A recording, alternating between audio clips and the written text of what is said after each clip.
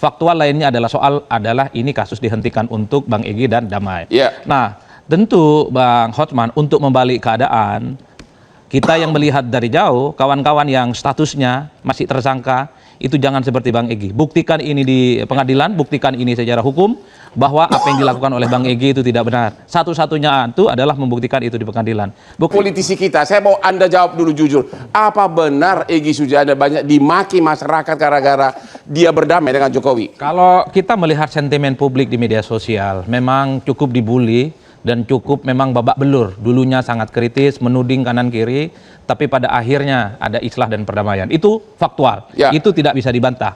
Faktual lainnya adalah ini kasus dihentikan untuk Bang Egy dan Damai. Ya. Nah, tentu Bang Hotman untuk membalik keadaan, kita yang melihat dari jauh, kawan-kawan yang statusnya masih tersangka, itu jangan seperti Bang Egy. Buktikan ini di pengadilan, buktikan ini secara hukum, bahwa apa yang dilakukan oleh Bang Egy itu tidak benar. Satu-satunya itu adalah membuktikan itu di pengadilan. Bukankah Barcelona itu sering ketinggalan 2-0, 3-0, tapi di injury time dia selalu mengalahkan Real Madrid dalam derby yang ada di Spanyol. Dan itu yang kemudian ditunggu Anda sebenarnya. sebagai politisi, tahu dong sistem Indonesia ini tidak seperti pertandingan bola di luar negeri. Oh iya, kalau kita membaca argumentasi. Pertanyaan saya, kalau kasus ini berlanjut terus secara politis, Anda yakin nggak 6 orang ini bakal masuk penjara? Coba analisa pribadi dulu. Kalau itu domain dari penegak hukum, tapi kalau kasus ini sudah dilimpahkan ke pengadilan, itu kan dianggap sudah memenuhi ada unsur pidana. Jadi resiko di penjara. Resikonya agak sedikit resisten. Karena apa, Bang? Soal hukum itu tidak bisa ditafsirkan secara politik. Ini hitam dan putih dan pastinya penyidik punya bukti. Nggak Oleh juga. karena itu,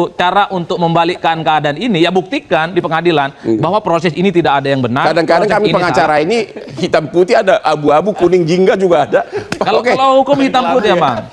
Pak Asmi, Ya, gimana? Apakah menurut Anda secara hukum, secara prosedur formal, 6 orang ini pasti masuk penjara kalau dilimpahkan? Itu dulu, terlepas dari dulu soal kebenaran apapun, ya, pasti masuk nggak kalau limpah? saya merasa tidak, Bang Hotman. Karena mens rea pelaku tidak bermula dari kejahatan, tapi mereka ingin ada transparansi dan keterbukaan Terlepas publik. dari substansi dulu, dari segi alam semesta Indonesia, politik dan sebagainya, pengaruh Jokowi yang masih benar-benar. Saya kira hakim kita cukup jernih dan berani.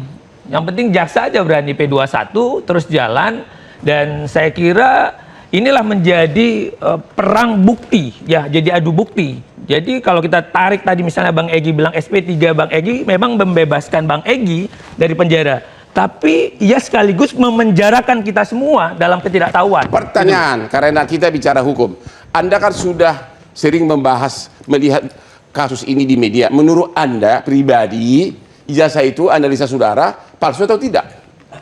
Waduh. Sebagai ya, Anda kasih komentar, tapi harus berani dong mengatakan. Ya nggak? Satu, memang Bang harus saya bilang kan kita harus lihat ya, kalau kan material ya, lihat dong objek ijazahnya, perbandingannya. Udah langsung aja to the point deh.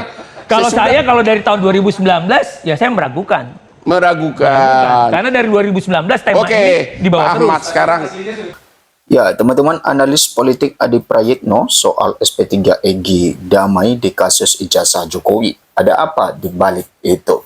Ya, memang teman-teman banyak politikus dan juga para pengamat politik dan tokoh-tokoh lain yang memberikan komentar yang menanggapi bagaimana dengan soal SP3 dari Egy Sujana dan Damai Harilubis, di mana ya dulunya mereka sebagai tersangka dan mereka adalah ya pengkritisi tentang ijazah Pak Jokowi.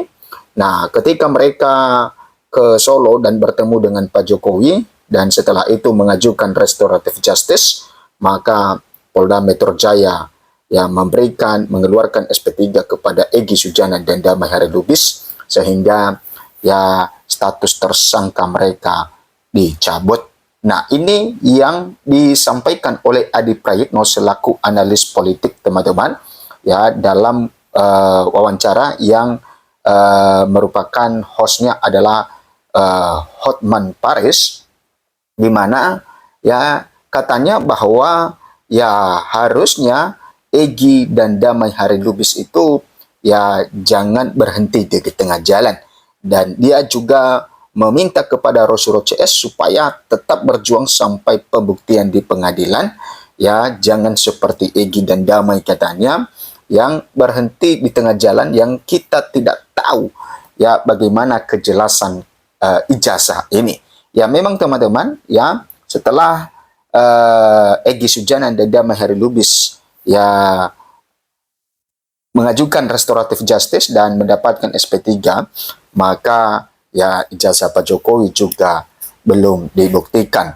Nah, ini menjadi kekhawatiran dari analis politik Adi Prayitno bahwa jangan sampai Rosuro CS juga ya mengikuti jejak seperti itu, karena kenapa publik nanti tidak tahu bagaimana dengan ijazah ini. Kan kalau mereka mengikuti jejak Egy Sujana dan Damai Harilubis, maka tentu ijazah Pak Jokowi tidak akan dibuktikan di pengadilan. Nah, Adi Prayitno meminta bahwa ya sampai pada puncaknya, ya sampai pada pembuktian, sehingga ya jelas clear bagaimana dengan ijazah Pak Jokowi. Nah, tentu banyak orang yang memberikan tanggapan, ada yang pro dan kontra dengan hal itu teman-teman. Dan seperti yang disampaikan oleh Adi Prayitno bahwa Egy Sujana dan Damai Harilubis babak belur ya dihajar oleh netizen di media sosial. Polemik ijazah milik Presiden ke-7 Republik Indonesia Joko Widodo memasuki babak baru. Nah, babak baru seperti apa teman-teman? Polda Metro Jaya resmi menerbitkan surat perintah penghentian penyidikan atau SP3 pada 2 tersangka kasus fitnah ijazah Jokowi, Egy Sujana dan Damai Harilubis. Nah, ini juga yang sedang diprotes oleh Rosuro CS, di mana kata Rosuro CS bahwa ya mereka itu satu laporan dengan Egy dan Damai. Nah, tidak bisa dihentikan ya hanya untuk Egy dan Damai. Kalau dihentikan berarti ya secara otomatis katanya ya status tersangka yang lain itu juga gugur. Nah, ini yang masih ditelusuri oleh Rosuro CS. Menurut Kabid Humas Polda Metro Jaya, Kombes Budi Hermanto, penerbitan SP3 perkara Egy dan Damai Harilubis berdasarkan hasil gelar perkara khusus setelah adanya permohonan dari para pelapor dan tersangka, serta mempertimbangkan keadilan restoratif. Nah, teman-teman, penerbitan SP3 ini berselang sepekan setelah Egy Sujana dan Damai Harilubis menemui Joko Widodo di kediamannya di Solo, Jawa Tengah. Dalam pertemuan ini, Egy membantah jika kedatangannya untuk meminta maaf pada Jokowi, melainkan memohon pada Jokowi agar ditempuh langkah restoratif justice untuk menghentikan kegaduhan perkara ijazah ini. Nah, kasakusuk soal berdamainya Egy Sujana dengan Jokowi kini menimbulkan spekulasi.